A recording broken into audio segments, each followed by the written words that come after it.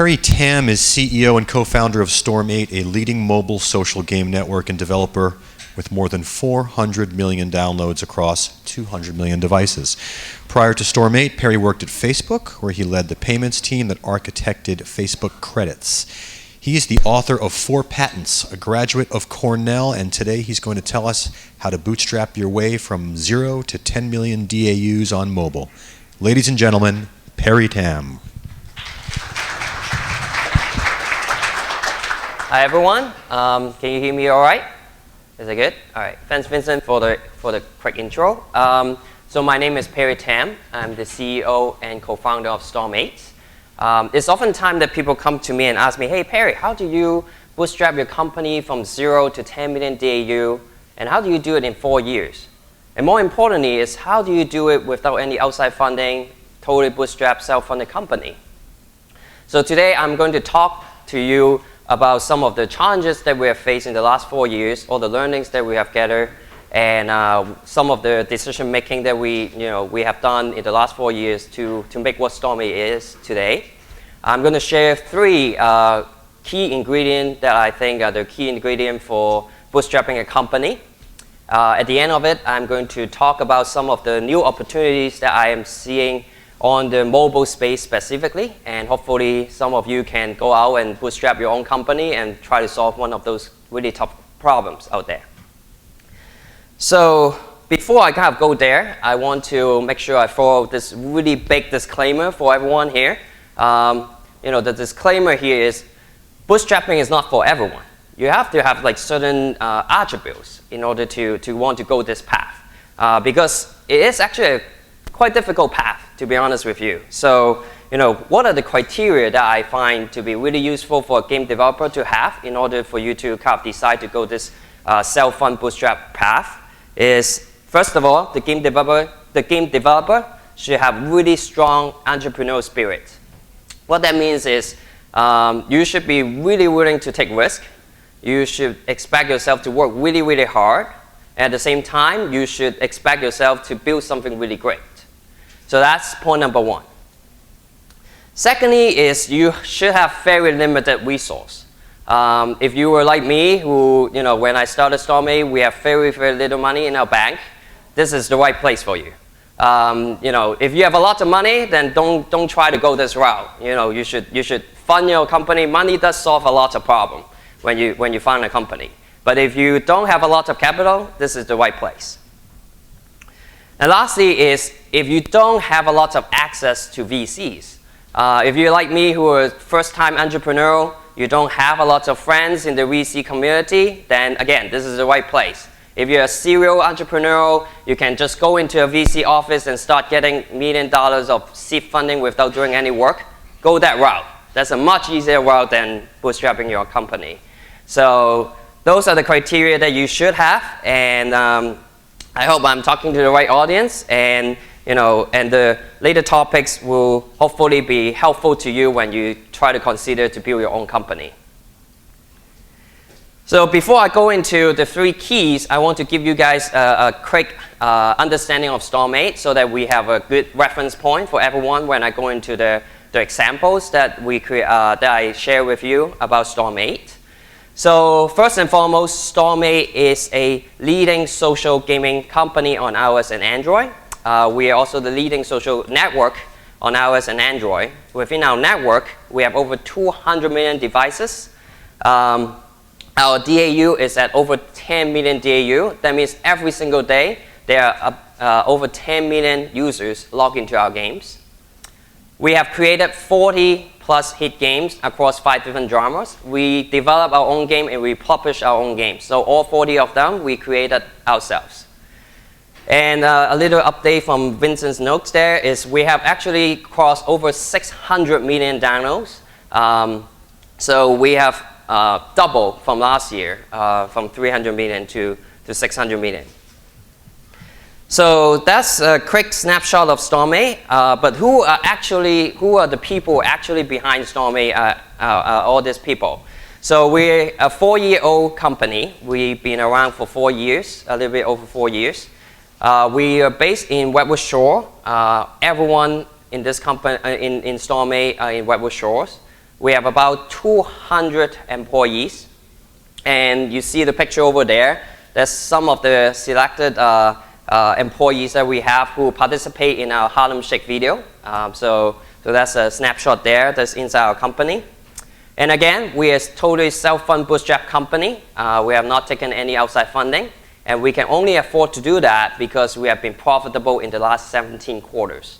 So we pour a lot of our earnings and income back into the company to fuel the growth. And that's how we did it. Okay? So that's basically the background about StormAid. Now let's jump into the main course of this talk. So I'd like to share with you the first key to bootstrapping your company. And that is spot new opportunity and be bold. So the key word here, one thing is I want to call it out here is like the first key is actually the most important key of all three. Because if you don't even have a good market to go into, everything kind of stops from there. So it's really important to understand this one key. And when I say a new opportunity, I really do mean a new opportunity. You have to find something that no one has spotted already. Because if you go into an opportunity that has been hyped up by the media or the VC has already spotted, then your chance of bootstrapping a company in that space is really, it's dramatically reduced. Because you're up against really stiff competition on day one. So the importance here is you have to find something that no one has spotted already, and you are going to, it will look really scary to you at the beginning. That's why I have the second point, which is you have to be bold, because it is not a very obvious opportunity, and you have to take action in that not very obvious opportunity. And I'm going to walk you through an example of how StormAid thought about ourselves when we go into mobile gaming, and give you an idea of what I mean by really scary new opportunities.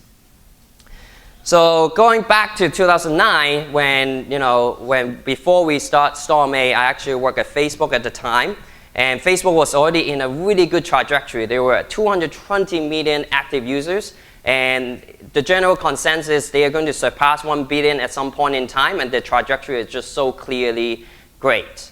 And social gaming at the time on Facebook was really hot. And a lot of VC has already poured in money to fund companies to make games on Facebook. A lot of great talent has migrated from other industry to social gaming. So that is a prime example of what is not a new opportunity as I consider it.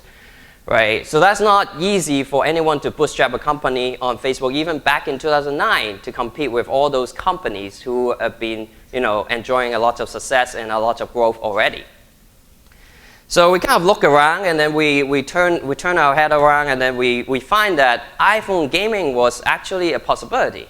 But the only problem with that is, Apple just opened up their platform not too long ago. iPhone just came out maybe a year after that, and then they opened up their platform a couple months. And the market share of iPhone is just so small at the time.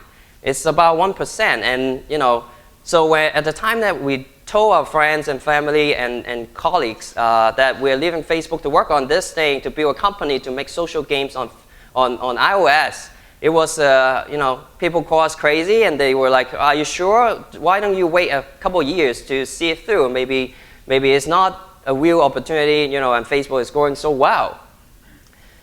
And it's really hard to convince people. It's really hard to even explain to them why this is a great opportunity. And that's why, I want to point it out is it's going to look scary. But, the next slide hopefully would help some of you to understand kind of our thinking back then is we saw this mobile growth opportunity to be a really great thing, and it's mainly because of this chart. At the time of 2009, when we look around the market, there's about 1 billion people who can tap into the internet. They have access to the World Wide Web. But there are already 4.6 billion phones in the world at the time. And rest assured, they are not smartphones, but then our thinking is all of them are going to migrate to smartphone. So if we believe that social gaming on Facebook platform was a huge business, the mobile gaming is at least 4.6 times bigger when it's fully developed. So that was the thinking that we had back then. That what drove us into making StormAid to begin with. And I share this story because I want everyone here to kind of see the train of thoughts that we had back then, and maybe use this as a guideline for yourself to find your next opportunity so that you can bootstrap the company. And again, you want to spot this opportunity before everyone else does, because otherwise your opportunity to bootstrap might go away. You might only live with, like, you have to waste some money in order to even participate into this market after a while. Okay, so that was the first point about spotting new opportunity and be bold. Now let's move on to the next point, our second key, which is always look for ways to improve and expand.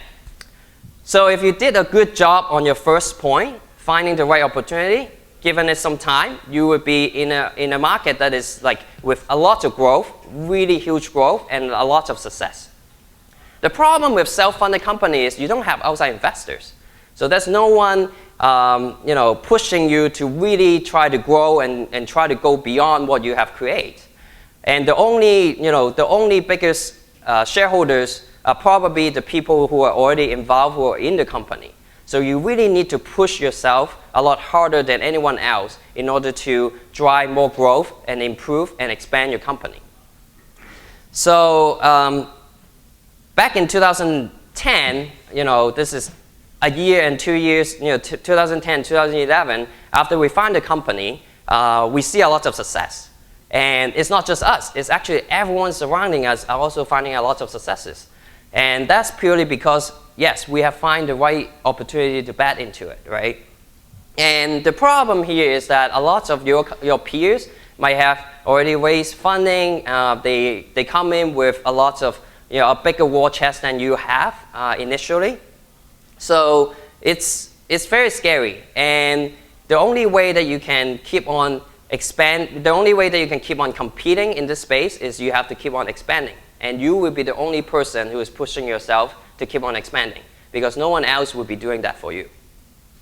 So I'm going to walk you through an example at Storm 8 where we actually took the step to expand, and that was a very critical and crucial move that we have that I think a lot of game developers might not innately feel comfortable with. So to give you some background, when we first started, we started as an MMORPG company in 2009, and our first game is iMobsters right there. And the innate demographic of our users are very male-driven and very hardcore user base. However, after 9 months of existence for the company, we have actually created 9 MMORPG games. And at some point in time, we actually have 9 of the top 10 MMORPG games on iOS at the time. So we were stretching our head as like, okay, where do we go next? We could, for normal kind of gaming company, they would try to defend the turf, and then they would try to keep on, defending their MMORPG games. At Storm 8, we decided that, hey, we should expand further. The platform is growing so fast, and we need to keep on competing with all these other companies that have a lot of resources. So the only way that we can do that is we expand into new genre. And we identified that casual game is a really good genre for us to get into. It's a female demographic. It's not something that we have done before. It's going to expand our footprint. It's much more casual games, so it can attract a lot more users than the hardcore game innately would. Of course, we face a lot of challenges by doing this. One is innately you're talking about an audience that is totally different from what we have built in the last year. We are looking into a totally different engine to build those games. The game design is totally different.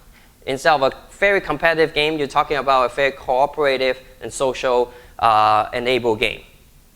So, it's kind of crazy when you think about it, for a company to build so much success in one genre and jump right back into bootstrapping itself and build from scratch, basically all the way from the ground up, from technology to user base to knowledge base. And if you think about it, if you're a company, a normal company that has like a board of director, and then you have to present your yearly plan for them, if you put in front of them and say to them, hey, you know what, I'm going to forget what we did already. Like, we're going to bootstrap the company yet again. We're going to build all this technology again. We're going to tap into a new space where we have no innate knowledge and we have no innate advantage in that market. Then the board is going to call you crazy. And any founders, any entrepreneur walking into that board meeting would be very scared of themselves getting fired in the next time around when this doesn't prove out to be a good idea. But if you're a self-funded bootstrap company, then you actually have the luxury of doing that. You can bet the way that you really believe into it and you work really hard on it, and eventually, if you get into the right space, then it will pay out. And that's the advantage of being a self-funded bootstrap company, is you actually do control your own destiny. So this is an example that I want to share with you to encourage you to really think outside of the box. Like, a lot of the growth opportunity does not come from something that you already done well. It actually comes from something that you have never even touched, or it actually comes from something that you're not very comfortable with. So do challenge yourself to keep growing, and because you will be the only person who is trying to push for that. And then, which brings me to kind of the key number 3. So now that you have spotted the opportunity, you have kind of keep expanding, you should also think about investing for the long term. A lot of times, all of us have been really focused on what is our daily job, what we do on a daily basis, and we want to deliver growth and deliver result in a very short-term time frame. But I really challenge everyone to think about, you also need to invest for your long term. And what I mean by that is on 2 fronts. The first front is on technology. At Storm8, we spend a lot of time building a lot of engines and platforms internally to help do our job better. Some of the prime example is we have game engines that allow us to be more efficient when it comes to creating games. We do a really rapid development, and on average, in the last four year and a quarter, we on average ship 1 game a month. So that's the kind of efficiency that we have, and we can only do that by investing heavily into technology. Second is analytics. We invest a lot into analytic platform inside the company to make sure that our PM and our producers can leverage the analytics platform to tune the game better and consistently and continuously make the game better for our users, give them better experience, and retain them better. And lastly is live op. If you want to grow your user base, you want to make sure that you have the right infrastructure to grow your user base with. Meaning, if you have suddenly you have one more minute, you double your DAU, then you want to have the right infrastructure to be able to support that million DAU, and also making sure that things do scale when you add more users to it. So our background from Facebook really helped us out on this one, meaning we know how to scale the company, and also we know how to scale our infrastructure to support millions and millions of users. There are lots of challenges in this front, meaning a lot of the investment that you put into it does not come to fruition like immediately.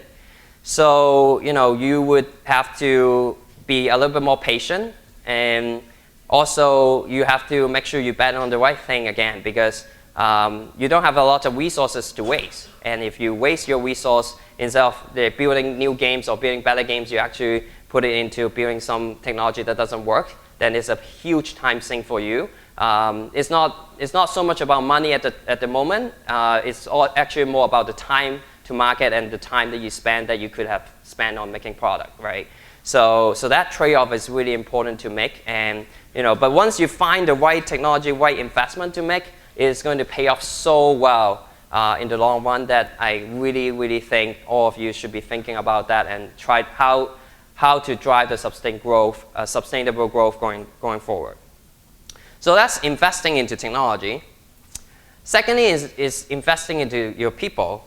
You should always think of creating your company with the mentality of scaling it up, right? And I think hiring is the most important key to this thing. Is you want to make sure you hire the right people and let the right people into the company, and reject all the bad people coming into your company, right?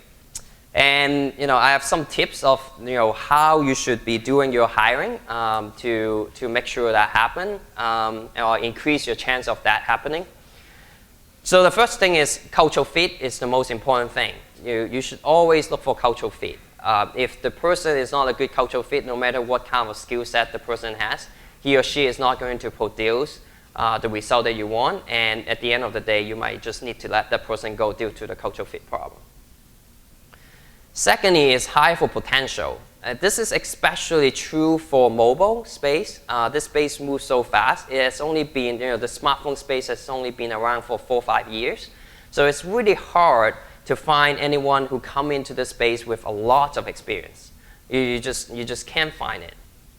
So hiring for potential is much, much more important and efficient in the sense that you look for people who have the innate capability to grow with the company, who can learn fast, who is adaptive to the environment, and also someone who is willing to get their hands dirty and go into the really tough problem with no innate knowledge of it. And then lastly this is the best tip that I can give you in terms of hiring is when in doubt, just don't hire. It's often time that you will be sitting in an interview and then you ask a question and then you sense, hey, there's something off in the answer, in the way that they answer it or in the answer. And my best advice is just when in doubt, just don't hire that person, right? And the challenge here is you're always tempted to hire some borderline case. And just stay away from those temptations because, at this stage of the company, any bad hire is really costly to you, and you should avoid that at all costs. So those are the 3 keys that I have for all of you in regard to bootstrapping the company. I hope all of you can leverage that going forward when you create your own company. I do have like 3 other new ideas that I think are really important in the mobile space specifically. So if in case you want to try it out and bootstrap your own company, I think those might be the good ideas to look into. So the first idea here is app discovery. As we all know, there are a lot of apps on the App Store, and only a handful of them actually do make a sound business or make enough money to kind of scale up and create a real business around it. So I encourage all of you to think about how to help the other 700,000 apps or 790,000 apps out there to get the exposure, to get, it's not like those apps aren't good, it's just that they don't get the right exposure to grow into what they should be. Second is international market. Android is huge internationally. There are lots of emerging markets where there's still a lot of opportunities in there that you should look into. China is one prime case. Recently, there's an app store in China that gets sold for over $1 billion. And I would imagine other emerging markets might have such opportunity as well. Brazil, India could be some countries to look into. And then lastly is social. It's been talked about a lot of times that users socially connected actually are much more valuable, both in terms of monetization and retention wise. So if your games can tap into that much better than your peers or other people, that would give you a really good opportunity to grow and also a really new area to kind of get into.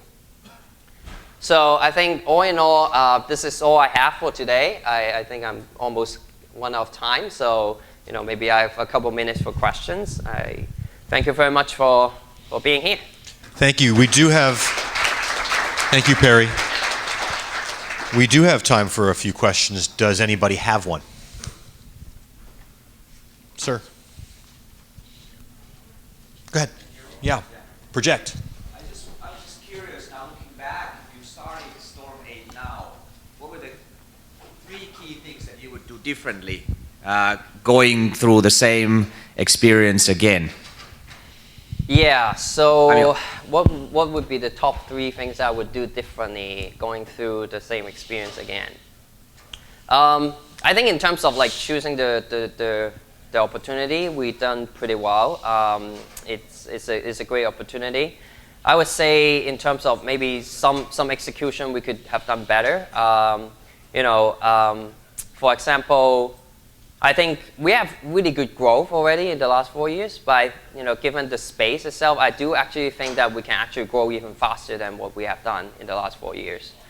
So if we have been a little bit more aggressive in certain areas, that would be great. Hiring, like the reason I point out some of this stuff here is I actually have gone into, did some bad hires myself.